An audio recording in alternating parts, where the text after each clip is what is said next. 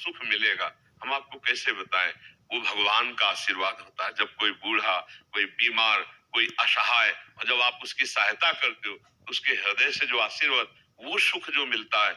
जैसे हम आपको एक दिन करके देखना, तुम अपना भोजन बढ़िया जो है, कोई ऐसे भूखे को खवा देना जो भूखा बैठा हो, और वैसे जल्दी जल्दी, और आप देखो उसको पाते हुए, और उस दिन आप वो भोजन ना पाओ, उसे पवा दो, तो आपको जो सुख मिलेगा वो 56 प्रकार के भोग पाने में भी कभी सुख नहीं मिला होगा। वो सुख परहित करने से, दूसरे को सुख पहुंचाने से जो हृदय शीतल होता है, वो कभी किसी से नहीं होता। इसलिए मानव जीवन के लिए मन को थोड़ा विरुद्ध जो चलने वाला है, उसके विरुद्ध आप बनो, उसे सतमार्ग में लगाओ। अब देखो आजकल ऐसी बुद्धि बिगड़ गई कि अपने पूज्य माता पिता को ही बच्चे दुख दे रहे हैं। डंडा थप्पड़ मारना, क्या यार, आज के जवान अपने माता पिता के साथ ऐसा व्यवहार करते हैं। अगर थोड़ा भी अध्यात्म से जुड़े होते तो मुझे लगता है शायद ऐसा नहीं करते, नहीं ना। धर्म से जुड़े होते, अध्यात्म से जुड़े, ऐसे माता पिता तो भगवान होते हैं। उनकी आंखें नहीं, उनको नहलाओ धुलाओ, किसी मंदिर जाने की और जरूरत नहीं, उनको भोग लगाओ, उनको पवाओ, उनका जो आशीर्वाद है, लोग परलोक तुम्हारा सब बना देगा। लेकिन जब अध्यात्म से नहीं जुड़े तो लगता है कौन इनको, तुम्हारा ये क्या है। ये है मन का वो पापी मन। देखो कैसे पाप कराता है, कैसे निगेटिव चलाता है कि अब ऐसे पुत्रों की क्या दुर्गति होगी।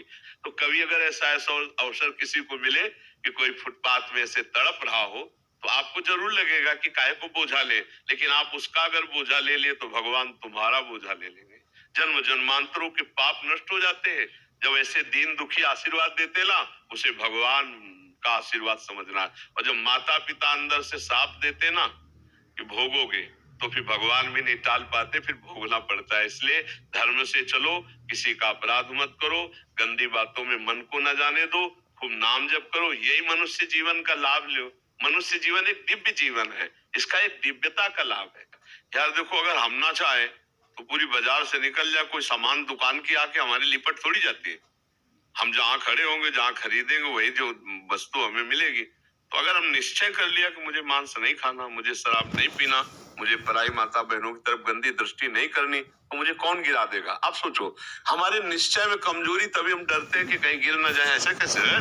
हाँ, कुछ कमियां ऐसी होती हैं जिससे अहंकार का नाश किया जाता है। जैसे आवाज आता है ना कि हम जितेंद्री, हम ऐसे, और भगवान को अहंकार पसंद नहीं, तो छोड़ देते। देखो जितेंद्रियता करके, तब जब रोता है कि प्रभु मैं तो नीच किसी काबिल नहीं, तब भगवान फिर उठा लेते। नाम जब करो तब मजबूत ब्रेक लग जाएगी। कोई कैसे गिरा सकता है, कैसे गिरा सकता है, नहीं गिरा सकता। बात मान ली, बस हो गया, हो गया। बात मानने से होता है। देखो, हमारी बात ना मानो, कंठी बंधवा लो, तिलक लगा लो, सब कर लो, कल्याण नहीं होगा। हमारी बात मान लो, कल्याण हो जाए। बात मानने का चेला होता है, ये कोई सांसारिक थोड़ी कि भैया जैसे सांसारिक संबंध होते हैं, ऐसे गुरु शिष्य का संबंध आज्ञा पालन से होता है। गलत नहीं करूंगा, जैसा कहोगे वैसा चलूंगा। अब आपने कह दिया, अब ये नाम जप करूंगा, बस हो गई बात। बात यह है कि हमको अब महत्व कर लेना है। अरे बोले ऐसे कह दिया था सिया राम राम राम जपो, तो गुरु मंत्र तो मिला नहीं। तो कभी गुरु मंत्र मिल भी जाएगा तो लाभ नहीं मिल पाएगा, क्योंकि आपको संत वचन, गुरु के वचन पर विश्वास ही नहीं हुआ। गुरु के वचन प्रतीति न जेहि, इस स्वप्न में भी लाभ नहीं मिल। मान लिया, हो गया हमारा सब कुछ। अब हम राम नाम जप करेंगे, अच्छे आचरण से चलेंगे, तो यही नाम आपको बल दे देगा। जो आप कहते हो ना कि ऐसा बल कैसे आए, इसी नाम से आता है बल। माया पर जीतने का जो बल है, वो भगवान की कृपा से, उनके नाम बल से आता है। देखो, नाम में इतनी सामर्थ्य, भगवान को अधीन कर लिया। सुमीर पवन सुत पावन नामो अपने बस कर राखे। फिर और क्या, काम क्रोध को जीत लो तो कौन बड़ी बात। भगवान अजित जीत गए। भगवान कह रहे, प्रति उपकार करो का तोरा, सन्मुख हो न सकत मन मोरा, तुम संतात उरिन में नहीं। नाम जप करते हुए समाज सेवा, भगवत सेवा, माता पिता की सेवा, बस इससे बढ़िया वो साधना क्या है। अब बढ़िया गंगा जी से कपड़ा धो के लाए और फिर नाली में डुबो दिए तो फिर गड़बड़ हो जाएगा। नहीं, मानो दे, थोड़ा विवेक है। धर्म से विषय सेवन करो, पापाचरण करोगे तो फिर वहीं पहुंच जाओगे, नरक हो जाए। धर्मों की बड़ी गति है, इसलिए नाम जप कर लो और ये जीवन सार्थक। अच्छा, नाम जपने में सबसे बढ़िया बात ये कि इसमें बैठने की बात नहीं करे कि आप पद्मासन लगा के बैठो। दिन भर काम करो, राम राम राम राम अंदर से राम राम चल रहा, फावड़ा चल रहा, राधा राधा राधा राधा, हर काम होता रहेगा। जब युद्ध हो सकता है, मामुनिस्मर युद्ध थे, तो युद्ध से खतरनाक कोई काम तो है नहीं। दूसरे की गर्दन काट ली, अपनी गर्दन बचानी युद्ध में, और भगवान अर्जुन को कह रहे मेरा स्मरण करते हुए युद्ध कर, तो इसका मतलब भगवत नाम जप करते हुए सब काम हो सकता है। ठीक है, तुम नाम जप करो और अच्छे बनो, इसी जन्म में भगवान को प्राप्त किया जाए, भगवान की स्मृति में डूबा जाए। अगर आपने भगवत प्राप्ति का कार्य इस जन्म में पूरा नहीं किया, तो पहला दंड आपको मिलेगा बिना किसी कर्म के, इस बात का कि आपने भगवत प्राप्ति क्यों नहीं की, आपको चांस दिया गया। जैसे बहुत सरलता से हम समझाते हैं कि जैसे हम आपको विदेश भेजें सरकारी, भारत के संविधान के अनुसार, आप भारतीय काम कीजिए, जाकर भारत के लिए आप ये काम कीजिए, और आप वहां जाकर जाने के लिए तैयार हो कि हमें वहां गाड़ी मिलना चाहिए, बंगला मिलना चाहिए, हमारी सारी व्यवस्था होनी चाहिए, तो सब व्यवस्था भारत सरकार ने कर दी। आप 20 वर्ष वहां रहे, आपको वापस बुलाया गया, आप जिस काम के लिए भारतीय संविधान के काम के लिए गए थे वो काम बिल्कुल नहीं किया, खूब बच्चा पैदा किए, पढ़ाया लिखाया और ब्याह और सब काम किए। अब आप बोलो भारत सरकार आपको दंड देगी कि नहीं देगी? तो देगी ना, क्योंकि आप प्रधान कार्य के लिए ही सुविधा आपको सारी दी गई थी।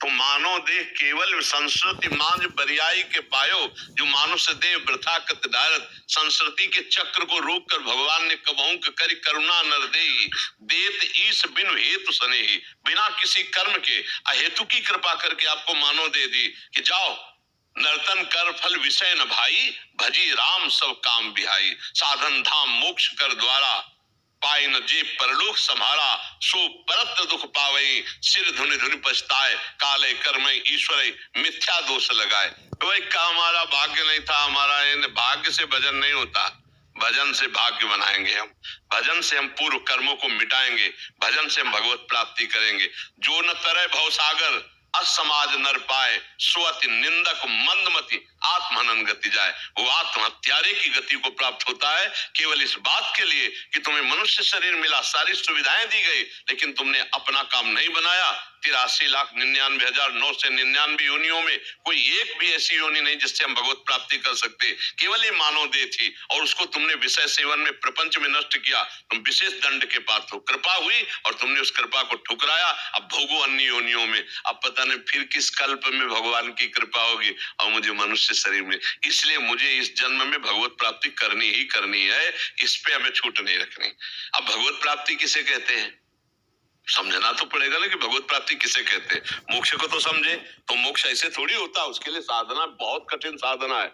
स्थूल सूक्ष्म कारण तीनों शरीरों का राग त्याग करके स्मृति उसकी, इसकी स्मृति का भी त्याग हो जाए, तब वो अपने स्वरूप में स्थित होता है। बड़ा कठिन, ज्ञान के पंथ, ज्ञान का पंथ कृपान के धारा, और परत खगेश लगे निवारा। अब इसको सरल सहज भाव में ले लो, जिसकी अखंड स्मृति भगवान की होती है वही मुक्त पुरुष है, और वही भगवत प्राप्त पुरुष है। हर समय तुम्हारी याद में भगवान का नाम चलता रहे, राम कृष्ण हरि जो नाम प्रियो, अपने तो वृंदावन वासी राधा राधा रखते, हर समय नाम चिंतन करते रहो। तुम मोक्ष चाहोगे तो मोक्ष मिल जाएगा, भगवत प्राप्ति चाहोगे तो भगवत प्राप्ति हो जाएगी। भगवत प्राप्ति का मतलब होता है भगवान को जिस भाव से, स्वामी भाव सखा भाव, जिस भाव से वो प्राप्त हो जाए। और अच्छा, इसमें है कि गिरने का भय नहीं। हम राधा राधा जपते हुए किसानी कर रहे हैं, राधा राधा जपते करते नौकरी कर रहे हैं, राधा राधा जपते हुए संसार के सब कार्य कर रहे हैं, तो हमको संसार के कार्य भी हो जाएंगे और भगवत प्राप्ति भी हो जाएगी। अच्छा, मिथ्या भाव हमारे यहाँ लगाना नहीं, भगवत भाव लगाना है। सब में भगवान है, हम जिससे मिलते हैं उनके हृदय में भगवान है, वैसे बर्ताव करते हैं। चाहे पुत्र हो चाहे पत्नी हो, नाथ सकल संपदा तुम्हारी, मैं सेवक समेत सुत नारी। बहुत सरलता से निपट गए संसार से, बहुत सरलता। पर भजन नहीं किया तो दंड मिलेगा, क्योंकि सरकार ने भेजा है यहाँ सरकारी काम करने के लिए, भगवत प्राप्ति के लिए। अब अगर चूक हो गई तो फिर गड़बड़ हो जाएगा। अच्छा देखो, तुम्हें तो कुछ गड़बड़ होना है नहीं, तुम तो अविनाशी भगवान के जन हो, अविनाशी स्वरूप है ना अपना सबका। लेकिन जैसे स्वप्न में लाठी चलती है, कुछ नहीं होता है, पीड़ा होती कि नहीं होती स्वप्न के समय। स्वप्न के समय अगर लाठी चलावे तो वैसे लगती है, नहीं स्वप्न में अगर हम डूब रहे हैं तो वैसे डूब रहे, स्वप्न में अगर पिटाई शुरू है या कोई गला काटने जा रहा तो वैसे भय लग रहा है, और है कुछ नहीं, तो दंड तो भोगना पड़ेगा ना। ऐसे ही जागृत में है, ऐसे ही नरक आदि में है। अविनाशी आत्मा को कोई कष्ट थोड़ी होता है, पर जब तक ये बोध नहीं होगा तब तक तो भोगना ही पड़ता है ना। देखो स्थूल देह सैया में पड़ी होती है और स्वप्न में हम देख रहे हैं कि हम समुद्र में डूब रहे हैं। अब वैसे ही कष्ट हो रहा है, समुद्र भी दिखाई दे रहा है, डूब भी रहे हैं, और जो डूबने वाला शरीर है वो तत्कालिक स्वप्न में बना हुआ है, क्योंकि शरीर जो स्थूल शरीर वो तो सैया में सो रहा है। अब बताओ उसको कैसे बचाया जाए। जो स्वप्न में समुद्र में डूब रहा है, अब आप उपाय बताओ उसको कैसे बचाया जाए। हाँ, बस एक उपाय है कि उसको जगा दो, चाहे जितनी नौका लगा दो, चाहे मंत्रवेत्ता लगा दो, चाहे तैराक लगा दो, उसको आप बचा नहीं सकते। उसके बचाने का उपाय है जगा दो। ऐसे ही हम सब मोह निशा सब सोवनिहारा, देखे स्वपन अनेक प्रकार।